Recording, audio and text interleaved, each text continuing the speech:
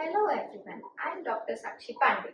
So as my topic reveals, unlocking the secret of reactors, dive into batch, CSTR and plug flow.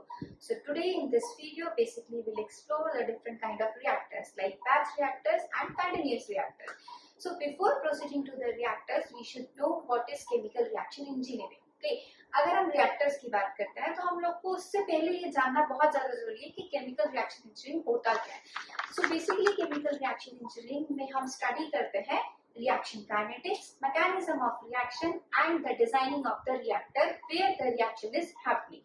अब reaction kinetics मतलब reaction either slow हो सकती है या fast हो सकती है और कोई भी reaction किसके अंदर होती है, reactor के अंदर। तो हम लोग जो है आज बेसिकली यही देखेंगे कि जितने भी रिएक्टर्स हो रहे हैं जिसमें रिएक्शन हो रही है उनका क्या एडवांटेजेस है, क्या डिसएडवांटेजेस है और क्या उनकी एप्लीकेशन है इंडस्ट्री में एज वेल एज आपकी डेली लाइफ में हम उसको कहाँ यूज कर सकते हैं।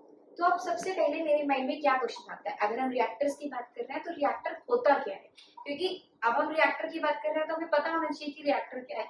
सो बेसिकली रिएक्टर क्या होता है, रिएक्टर एक टाइप का वेसल होता है जिसमें आप लोगों ने इनपुट को डाला, उसमें कुछ रिएक्शन हुई और हम लोग को आउटपुट मिल गया। आप अपने किचन में तो सबके साथ जाते ही होंगे, तो किचन में हम लोग देखते हैं कि जिस टाइप से हम खाना बनाते हैं तो वो क्या है, एक वेसल है। सो वेसल ही बेसिकली एक रिएक्टर है।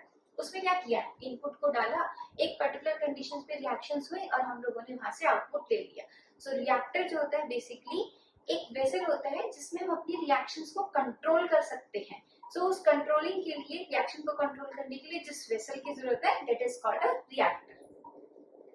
Now second question that comes in my mind, अब रिएक्टर को जानने के बाद हम लोग को जो रिएक्टर चूज करना है उसके लिए क्या पैरामीटर्स हैं जिसके बेसिस पे हम लोग इंडस्ट्री में रिएक्टर को चूज करते हैं। ओके, सो 4 पैरामीटर्स बेसिकली होते हैं। Like first is reaction kinetics, temperature, pressure और प्रोडक्ट हीट।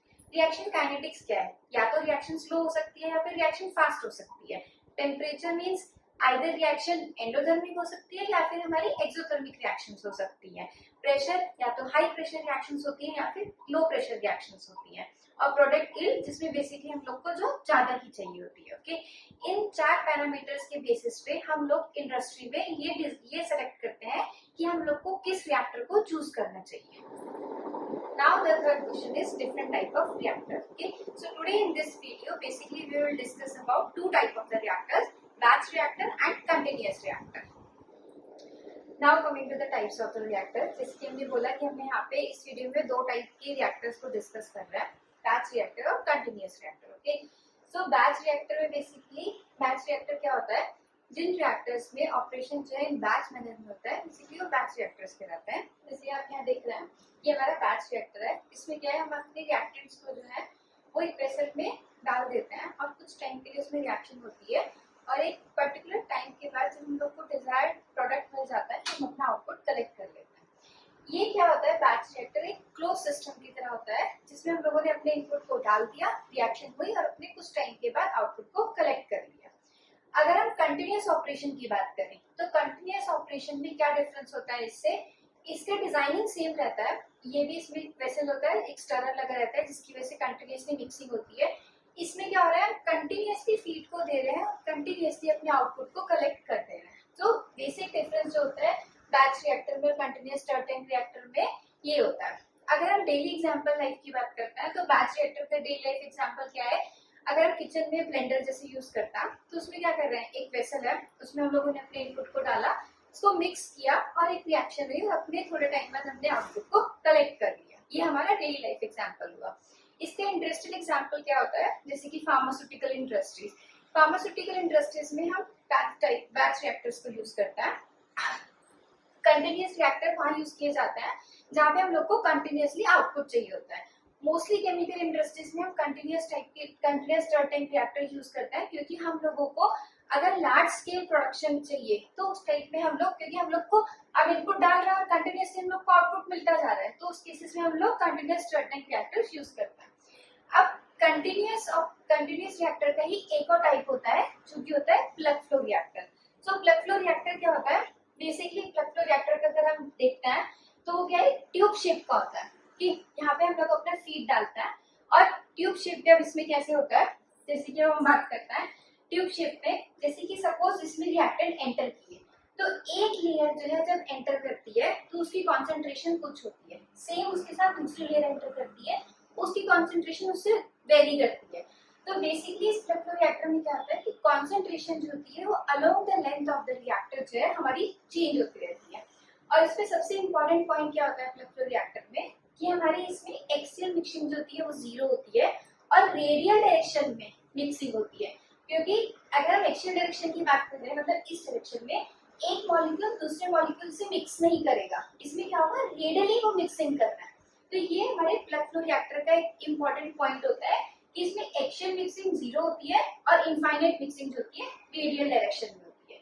तो ये हमारा एक हुआ what is a batch reactor, continuous reactor and flux flow reactor. अगर फ्लक्स फ्लो रिएक्टर के एग्जांपल्स की बात करते हैं जैसे कि वो हम लोग क्रैकिंग में यूज कर सकते हैं, तो बेसिकली अभी तक हम लोगों ने प्रोसेस को डिस्क्राइब किया था बैच रिएक्टर के, सीएसटीआर के, फ्लक्स फ्लो रिएक्टर के। तो हमारा मेन एम क्या था, हम लोग को ये देखना था कि किस पैरामीटर के अकॉर्डिंग किस रिएक्टर को चूज करना चाहिए। अगर हम बात करते हैं फार्मास्यूटिकल इंडस्ट्रीज की जहाँ पे क्वालिटी बहुत ज्यादा इंपॉर्टेंट होती है, तो उस केस में हम लोग चूज करते हैं बैच रिएक्टर, क्योंकि उसमें क्या हो रहा है एक पर्टिकुलर टाइम के लिए रिएक्शन होती है और हम लोग को आउटपुट मिल जाता है। और हाँ, ऐसे केसेस में जहाँ पे हम लोग के लिए क्वालिटी मैटर करती है नॉट क्वांटिटी, ऐसे केसेस में हम बैच रिएक्टर यूज करते हैं। But most of the chemical industries में हम लोग सीएसटीआर प्रेफर करते हैं बिकॉज हम लोग को कंटिन्यूअसली आउटपुट मिलता जा रहा है और लार्ज अमाउंट ऑफ प्रोडक्शन हम लोग को मिल सकता है। सो इन बैच रिएक्टर और सीएसटीआर में टेम्परेचर कंट्रोल दोनों में ही सबसे बेस्ट होता है, इजीली हम इस पे टेम्परेचर कंट्रोल कर सकते हैं। बट अगर हम बात करें टीएफआर की, तो कंपेयर टू बैच रिएक्टर और सीएसटीआर टेम्परेचर कंट्रोल टीएफआर में करना बहुत ज्यादा डिफिकल्ट होता है। एंड वन इम्पोर्टेंट थिंग कि फ्लक्स फ्लो रिएक्टर में हम लोग को यील्ड अच्छी मिलती है कंपेयर टू बैच रिएक्टर और सीएसटीआर। तो बट प्रॉब्लम इसमें एक लिमिटेशन ये आ जाती है, हम लोग को यील्ड अच्छा मिल रहा है ठीक, लेकिन प्रॉब्लम क्या होती है कि इसकी क्लीनिंग में प्रॉब्लम आती है, मेंटेनेंस कॉस्ट में प्रॉब्लम आती है एंड वो जो है स्पेस जो है ज्यादा रहता है, जिसकी वजह से कई सारी इंडस्ट्रीज ऐसी होती है जहाँ पे हम लोगों को यील्ड, जहाँ पे हम लोग जो है CSTR and batch reactor prefer करते हैं over the flux flow reactor. So आज की वीडियो में बेसिकली हम लोगों ने डिस्कस किया डिफरेंट टाइप ऑफ रिएक्टर्स, उनका कंपैरिजन और पैरामीटर्स के बेसिस पे किस रिएक्टर को कहाँ पे चूज करना चाहिए। हमारी अगली वीडियो में हम लोग डिस्कस करेंगे इनकी परफॉर्मेंस इक्वेशंस के बारे में और डिजाइन इक्वेशंस के बारे में। तो आज की वीडियो में अगर आपको कोई भी डाउट है या फिर आपके कोई भी क्वेश्चंस है तो आप मुझे कमेंट सेक्शन में बता सकते हैं, और अगली वीडियो के लिए अगर कुछ सजेशंस है तो वो भी प्लीज जरूर बताइए। Thank you.